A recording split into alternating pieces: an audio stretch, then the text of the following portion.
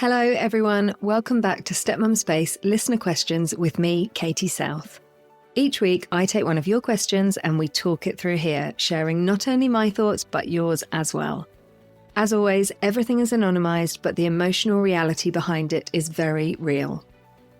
So this week's question comes from Louisa, and she says, do stepmums encourage their partner to spend one-on-one time with the stepchild?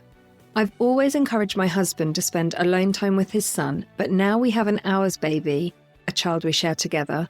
I wonder if this is still normal, especially if he doesn't spend any time alone with our baby.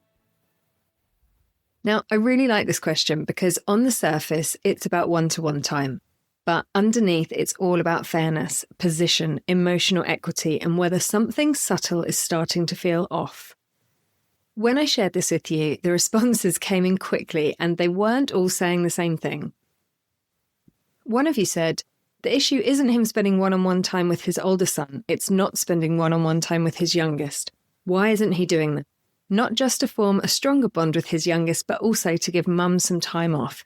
Yes, he should spend alone time with his son, but he should also be doing it with his youngest too. Another wrote, I think all parents should spend alone time with their children.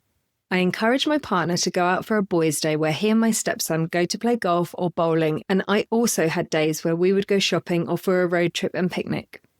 Some of the most special little moments and beautiful conversations are had on those one-to-one days. We spend a lot of time together as a family, but I think one-on-one is essential and he should be doing it with your baby too. Someone else shared, we've always included my stepdaughter within the family dynamics. My husband works so hard and has very little free time, and therefore I don't expect him to do one-on-one with each of his 3 children. When he's not working, we have always done things as a family. Never switch up your family dynamics for what other people think you should do, and do what works for you. And then a few of you made comments along these lines. I do think they cherish the time with their other children more, unintentionally, because they feel like time is restricted, whereas our baby is there all the time. So really, you can approach the question from any of those angles. So let's dive into the question a little bit with our stepfamily lens. Now, firstly, one-to-one time between a parent and child is generally healthy. It creates space for connection that doesn't happen in a group. It allows children to feel seen individually, and it often opens up conversations that wouldn't surface around a dinner table. Now, that's not a controversial opinion. But what becomes complex in stepfamilies is what that time represents. Because time in stepfamilies does carry symbolism. When there's an older child from a previous relationship and an ours baby in the home, attention can start to feel like hierarchy. If dad is consciously creating one-on-one time with his older child, but none with the baby, it can begin to feel uneven. And unevenness in stepfamilies tends to heighten sensitivity very quickly. Many of you are clear, it's not the one-to-one time with the stepchild that's the issue, it's the absence of it elsewhere. And that's the important distinction. Often fathers prioritise time with their older child because that time is restricted, they don't see them every day, and they may feel protective of that bond. They may feel guilt and they may feel a need to compensate. Meanwhile, the baby is physically present all the time. And so there can be an unconscious assumption that bonding with the younger child will just happen naturally. But proximity is not the same as intentional connection, and mothers notice that difference.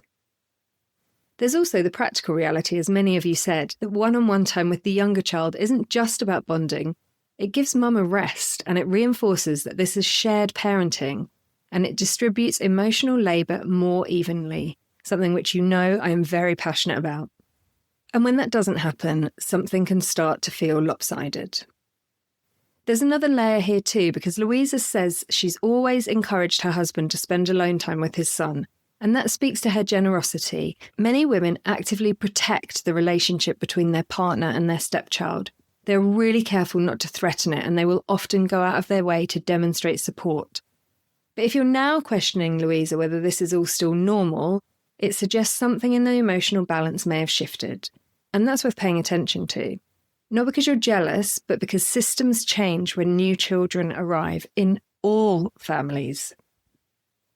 Some of you described a bit of a different experience where that one-on-one time just evolved naturally over time. One of you said, we're 6 years in now, it does seem to happen naturally. One needs a lift somewhere, so one of us does the lift, the other one stays with the other child. It works nicely. It's not forced, it's just living. That's often the healthiest version, right? Not rigid scheduling, not scorekeeping, just a rhythm where each child experiences individual connection across time. There was also honesty around how hard this can be. One of you shared that it took years and, quote, a tantrum before your partner spent intentional time alone with your child. In early years, especially, the mother-child bond can dominate by default, particularly if dad sees himself as helping rather than equally responsible. If that's happening, it's not about comparison between children, it's about shared responsibility. Again, something I feel very passionate about. So what helps here? First, move away from the question of, is this normal? And towards, does this feel fair in our family? Fairness is not mathematical equality. It's where everyone in the system feels securely positioned. One-to-one time with children is a positive thing, and when a new child arrives, the one-to-one time with the older child should stay in place as much as possible. And there should also be some time made for the new baby to experience one-on-one time with dad. Second, look at patterns, not single days. So is there an ongoing, intentional time with each child across months, or is it consistently weighted one way? Third, talk about structure, not competition. So instead of, why do you never spend one-to-one time with our baby? Try, I'd love for us to think about how we make sure all the kids get one-on-one time with you, including the baby. That keeps it systemic rather than personal. And fourth, recognise symbolism. So in stepfamilies, small imbalances can feel larger because loyalty, hierarchy, and belonging are already really sensitive themes. It doesn't mean anyone's wrong, it just means the system needs recalibrating as it evolves. So if you're listening and thinking, I'm not trying to limit their bond, I just want it to feel even, that's reasonable. Encouraging one-to-one time with his older child is generous, thoughtful, and considerate. But generosity doesn't mean you ignore imbalance, and family structures do need updating when new children arrive. So as always, thank you to everyone who shared their perspective on this, and the range of responses really shows how varied stepfamily life is. If this show's helpful for you, please do drop a review wherever you listen. A 5-star review really helps us reach other women who need us. And of course, if you've got a listener question you'd like me to cover, you can DM me on Instagram at stepmumspace. We'll be back next week with another listener question. Till then, take care.